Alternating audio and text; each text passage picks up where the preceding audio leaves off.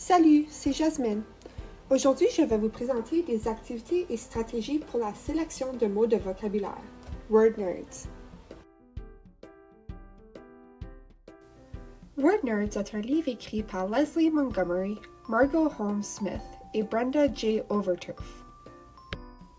Ce livre vous amène à l'intérieur des salles de classe d'une école urbaine défavorisée aux États-Unis et montre comment deux enseignants mettent en œuvre un protocole pédagogique pour l'enseignement d'un vocabulaire créatif et flexible.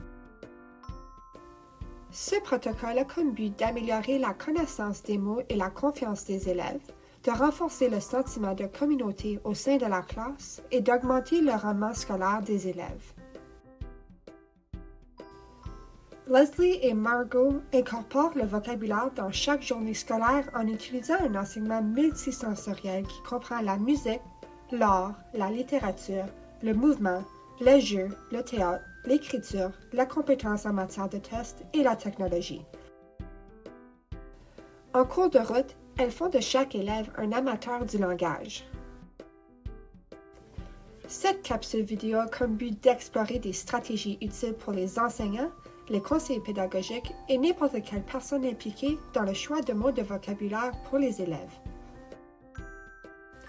Avant de continuer, il est important d'avoir une connaissance des différents niveaux de vocabulaire.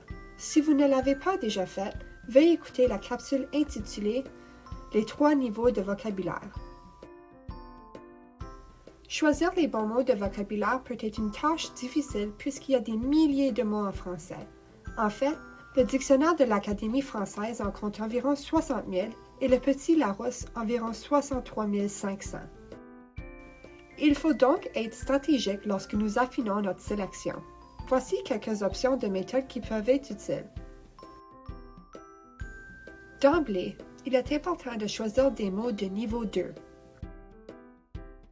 Enfin, Beck, McCown et Kuchen recommandent d'analyser un texte pondéré pour des mots du niveau 2 qui pourraient être importants pour la compréhension des élèves.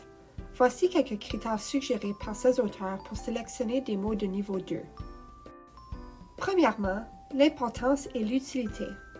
Est-ce que le mot apparaît fréquemment dans divers domaines? Deuxièmement, le potentiel pédagogique. Est-ce que les élèves vont pouvoir utiliser le mot pour créer des représentations de concepts riches et l'appliquer à différents contextes? Et finalement, la compréhension contextuelle. Des mots que les étudiants peuvent comprendre de manière générale, mais qui apportent une précision et une spécificité dans la description d'un concept. Comme par exemple, analyser, facteur, formule, impliquer, méthode, structure, exporter, distribuer, signification, etc. En plus de ceci, on peut aussi choisir des mots spécifiques au contenu, c'est-à-dire des mots que les élèves vont rencontrer souvent lors de leur parcours scolaire. Il est suggéré de réviser les unités et thèmes à venir tels qu'en sciences, études sociales, mathématiques, arts, etc. pour aider avec la sélection des mots. Prenons par exemple le mot « culture » qui se présente souvent en sciences, en études sociales et les médias. Ce mot est donc un bon choix puisqu'on peut enseigner plusieurs définitions de ce même mot applicables à divers contextes. Voici d'autres exemples en sciences. Organisme, analyse, consiste, interaction, artificielle, proie, adaptation, prédateur, solution, nutriment. Aussi, en études sociales, nous avons négocier, sacrifice, juste, échange, richesse, étranger, canyon, population, région, passage, voyage, réclamation. Vous vous demandez peut-être pourquoi on ne mentionne pas des listes de vocabulaire préétablies. Les listes de vocabulaire se retrouvent partout et sont facilement accessibles.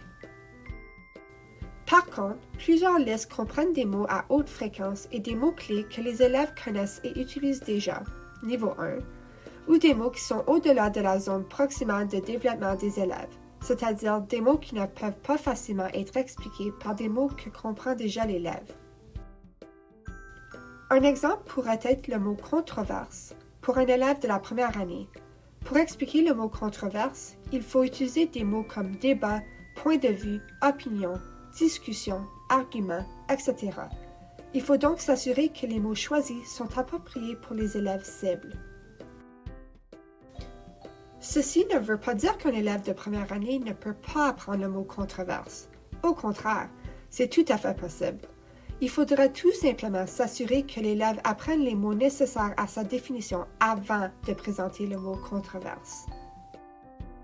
C'est ça. Après avoir choisi les mots de vocabulaire, il faut les présenter aux élèves de manière à ce qu'ils et elles en fassent une représentation stable. La prochaine capsule donnera des stratégies pour enseigner les mots choisis.